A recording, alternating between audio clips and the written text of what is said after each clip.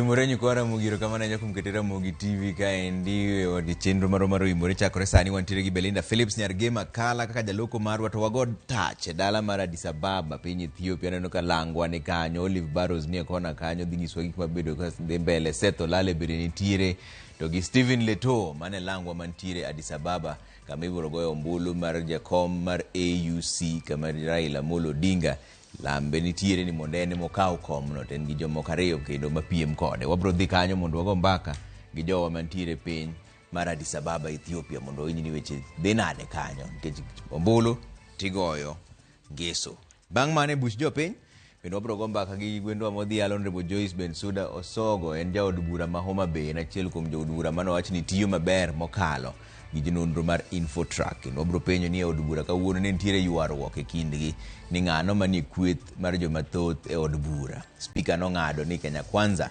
ema pod gin kweth mar jomathoth monomiyo jo Azimio wuok oko kanigi ng'ur mage mbaka mang'no go e buch jopiny. An kaka pile nyinga Trevor Ombija jandingo panga jonyakachi dendo Ombija taya nyakwar guok ocha pesa magi weche manyien mawango.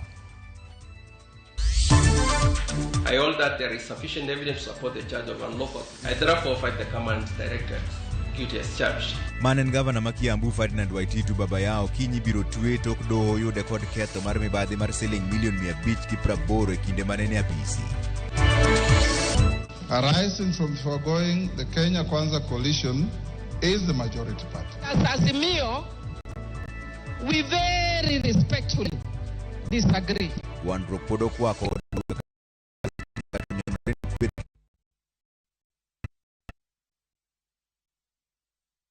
Kenya Kwanza ema thoth kata Azimio ng'ur. Wigni mang'eny joluso bedo ga over excited ni mano osekao okosekonyowa. Anyuola mar Raila Odinga mako wake kar chung' od bura ma Bondo Bagalama kwayo ne wuodgi hawi maber e ng'we laro kom mar AUC.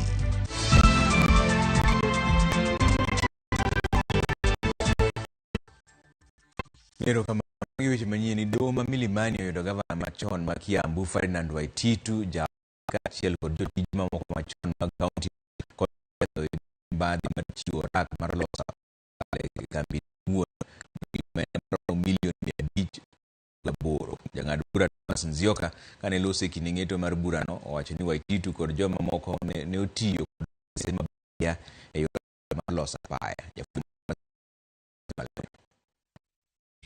Bang' higni auchiel ng'eto mare mako gavana machon Waititu jaode kod jotich mamoko chon mag kaunti ma onyuana ka tendi ma Waititu kama menda Ramogi boro doanga chieba karanyisi mane pedono kod joneno mane dwa pinga on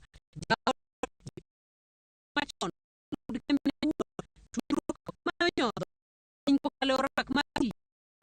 kod kambi mar enterprise mane kokorobo ya kambi Maitudo beni Waititu wuon Limited applying on forged academic certificate, forged CV and forged recommendation letter, proof of similar works.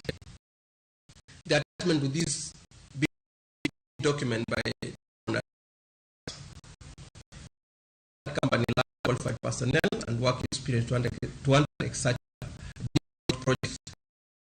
That was the tender by manipulation, fraud perpetrated by Engineer Luka, and the tender evaluation committee. Second, funds in its pocket in the network of companies, Enterprise Limited, Cycle Western Development. It does join the ranks and that is I have no doubt that the involvement of the governor was concealed in a lopsided procurement process exposed by the overwhelming evidence. Achiel bang' moro jang'ad bura Thomas Nzioka osomo ne jogo duto mane odonjnegi e bura ni ketho mag ka gibet gi winjo bang' legi kod achiel kuom ketho ariyo. First accused person,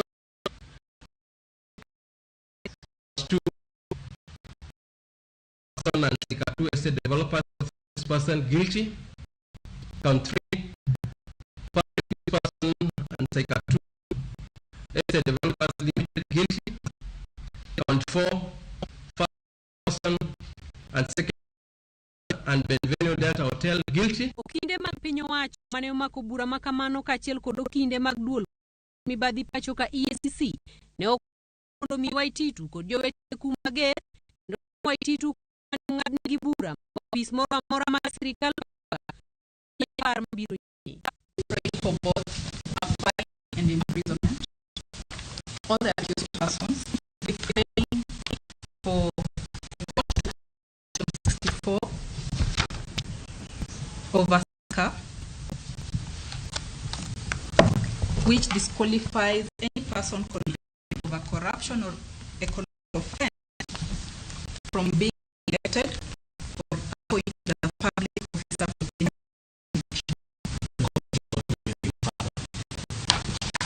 to break the small will or the small heart that is still remaining to live tomorrow.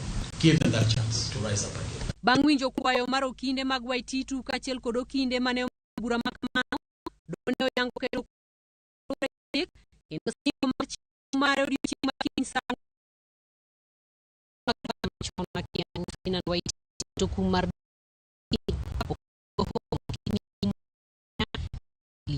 Joseph Lwanda mathoth mane bende osemiyie mokalo Ramogi Nairobi.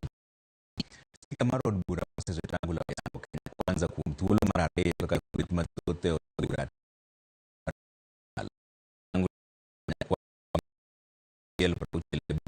e kind Azimio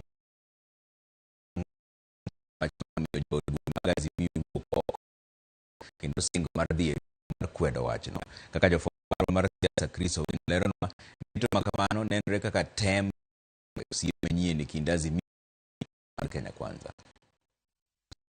Jo od bura mar nyiero mogik bang' Moses Wetangula duoko ne girimo mar Azimio ne oyudo e dhog odiochieng' manyoro mana ka chiel mar pare gi Wetangula oter ne riwruok mar Kenya Kwanza e kweth mathoth e od bura ma ok riwruok mar Azimio kado malo ne ong'ado.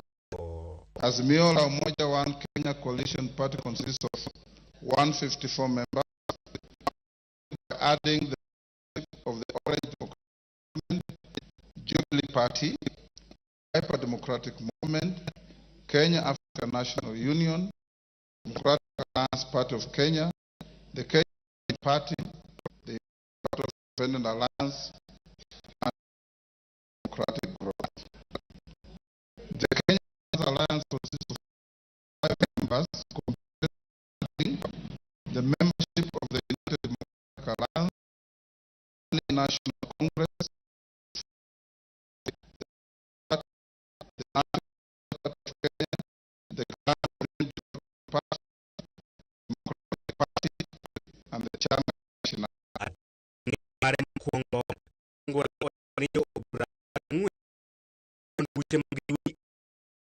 Chapter kuno mane chone record Kenya engeto mar mongo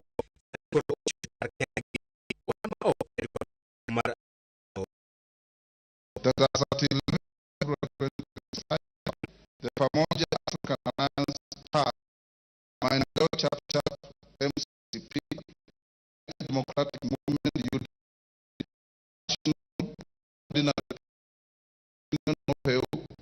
are members of the coalition or coalition political party.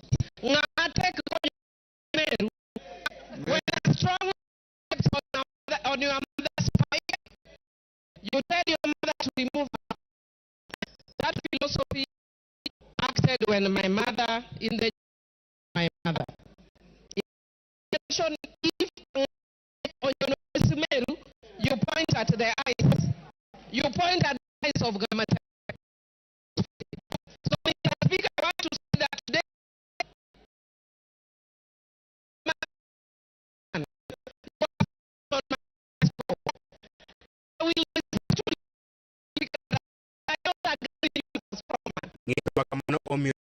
Azimio owuok od bura kendo sechwalo doho mar appeal to kendo kono wacho maler ni en gima decide ma ji yiero cha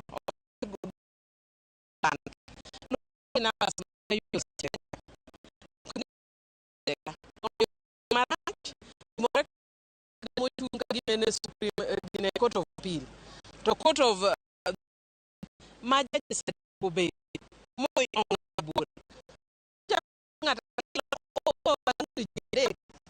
Nyalo wacho ni gima ne koto oseng'ado iketo ni jobunge yalo mondo loki mano onge gima timoni tugo kweth Ramogi chayo doho wacho ni koro en gima oyangore ni onge e kod sirikal mondo wakony Kenya, mondo wakony jopiny Kenya nyime kaka ni chien. Paro ni wariwore mondo waketh chike. Kae no richo jogi oketh. Kumara Azimio wajore ni wach ni dok kendo wat ing'eni ka koro chiwo mamuti to tiyo go ka koto kochunge gimiluongo ni stay order to nitie gimiluongo ni Azimio bwogo ni ok gichwa nying bura magi komiti mochung'ne to ng'eto mar od bura Moses Wetangula mar Kwanza ka kweth jobura mathoth e od bura nyalo chiero liet kaachiel yiengo manyien e kind riwruok mar Azimio macho mar Kenya Kwanza. Ramogi TV Parliament Days media Musalia Mudavadi yangu ni afisa zitoro nguto gije piny mogi boma Addis Ababa piny Ethiopia mar AUC wango kanda jo Kenya moko kwan gi odu kendi gi piny achiel to Lydia leronwa Mudavadi yangu ni piny Kenya William Ruto gi chopo ya chiti changwen odong'ana mar jakom kuku mar riwruog pinje Afrika AUC oyangore ni kwan oganda jo Kenya modhuro osechopo e boma Addis Ababa piny Ethiopia ne keto wang'i yierono Raila Amolo Odinga mabende no Muslim mana kwa piny pile moyo Ethiopia elo piny owacho ka kwan malo modong' to chopo kende giwegi ka gitiyo gi yore giwegi mar sir mowinjore level of is very high. Delegation is the standard delegation normally led by the president during a summit like this. There are so many Kenyans who are their own commitments.